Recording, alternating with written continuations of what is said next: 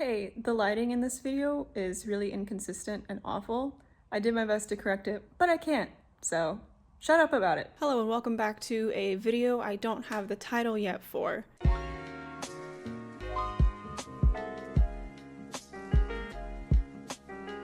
So this video stems from my previous video where I talked about Wednesday and Enid's friendship and how I disliked our immediate need to ship any two characters that show any amount of affection to each other. So I want to do a full video on this topic. It's something I've actually been weirdly passionate about for like a couple years now. We tend to place romantic love as the end-all be-all over all kinds of love, and frankly it's overdone. It devalues friendships and treats them as if they're ultimately unfulfilling. And I wanted to use Lord of the Rings, for example, because there's really only one romance and it's kind of little importance, in my opinion. But Sam and Frodo are such a pivotal foundation in those movies, and their friendship is what ultimately saves the world. Where else would you hear, "Do not go where I cannot follow," or "I can't carry it for you, but I can carry you"? In what other movie does someone carry their friend over their shoulder while climbing up a volcano? Even still, for some reason, people can't seem to accept that Sam and Frodo are friends because, of course, Tumblr invented brain rot, and there's plenty of shipping of those two that I stay clear of, but I know it's there. Unfortunately, I know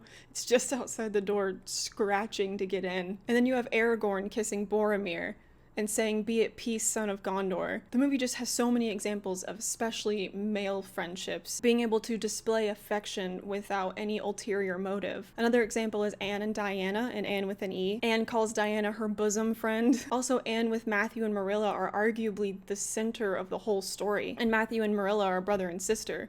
So the main story is familial love. And of course I'm going to bring up Everything Everywhere All at Once because it got 11 Oscar nominations and it better win every single one of them. So the story really centers around Evelyn and Joy, a mother and daughter. Yes, there's a romance between Evelyn and Raymond, and I will not dismiss that. The story is about family, about disappointing your father or grandfather, growing distant from your daughter, or feeling like your family doesn't accept you, or about no matter how many lives you live, none of them matter without love. Which leads to how devaluing that platonic familial love leads to the ruin of romance. I only watched one season of Bridgerton and hated every second of it, but it was 2020, I had nothing better to do. But that show had all sexual tension and almost no real romantic tension, because the two main characters never actually got to know each other. That's why when I made a video about Bridgerton, I compared it to Pride and Prejudice, because it's sort of a similar piece of content, because Bridgerton just wanted to be a rated R Pride and Prejudice. But the reason the hand touch or hand flex in Pride and Prejudice just hits so much different than the hand touch in Bridgerton is because we know Darcy is falling for Elizabeth's character. She's very smart and witty and prideful, and he thinks she's pretty, sure,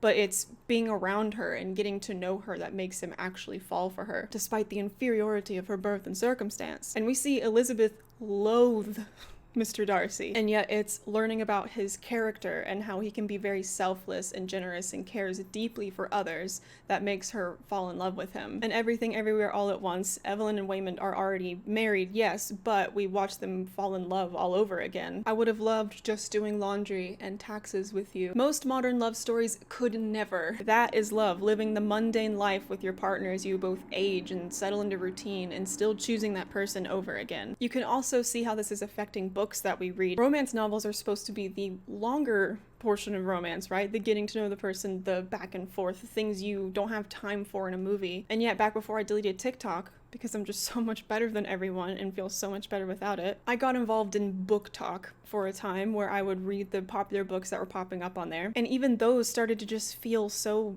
empty. They just don't have the same zest and zing as they used to. Even with female writers, even they are starting to do this rushed storytelling. And I think all of this combined with the stories that we consume have been affecting how we love in real life. It seems like single people are lonelier than ever. Married couples often unintentionally even ditch single friends just so they can focus on each other and might replace those single friends with other married couples. Life gets busy and complicated, and yes, your partner should come before others, but to abandon friendships not only does it disservice to those friends, but also to yourself. One person cannot complete you. You need friends, you need married ones, you need single ones, you need a community of people. Humans are deeply social creatures. Plus, people in a strong community of friends are less likely to stay in abusive situations because they have support outside of the home. I saw a tweet the other day that said, "Friends don't ask friends to help move, hire movers or do it yourself, period." And I think this Tumblr post really kind of solidified my thoughts on this. The commodification of friendship is the most annoying thing to come out of the internet in ages.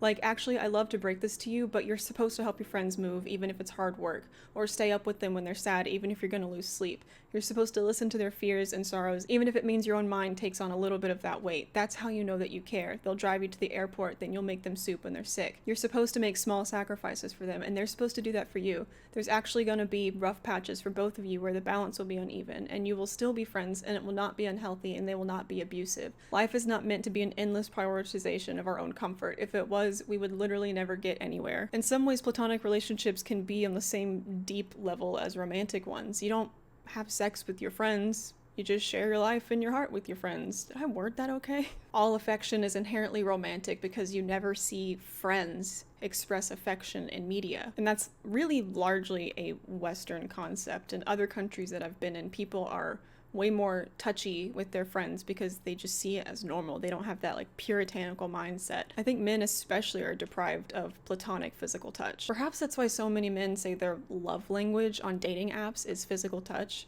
Most of them are just horny and think that's what showing love means. What's the point of affection unless it leads to sex, right? I could blame porn too. Porn rots our brains and makes us view humans as objects to be used for our own sexual gratification. It makes people less empathetic. It devalues pain because they get off on watching people be in pain. And I'm snagging a lot of my science info from Fight the New Drug. They're a really great organization that I've talked about before, that I've worked with multiple times.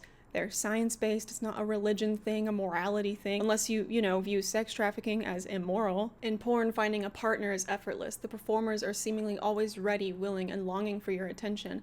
This partner has nothing else to do with their time but wait for you. They're young, attractive, sexually adventurous, and anxious to please. This partner will never age, never get bored or annoyed, never have an off day or need a listening ear. And if this porn partner ever fails to keep you entertained, they can be exchanged with a single click. I could keep going. I could add on so much more that becomes scary and violent, but I won't because I do want this video somewhat visible. I have talked about the effects of porn in a previous video about euphoria, if you care to listen to that, but I just say more of the same. So just do your own research. Look into it even a little bit. Anyway, that's all I've got for now. So this Valentine's Day, celebrate all of the love in your life. Love your friends, love your family, love your pets, love the barista that always makes your coffee just right, and love the person who lets you merge in traffic. Honestly, super cringe to only show love to one person. Obsessed much?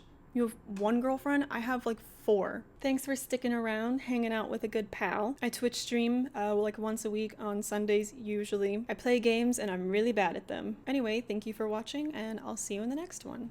Peace.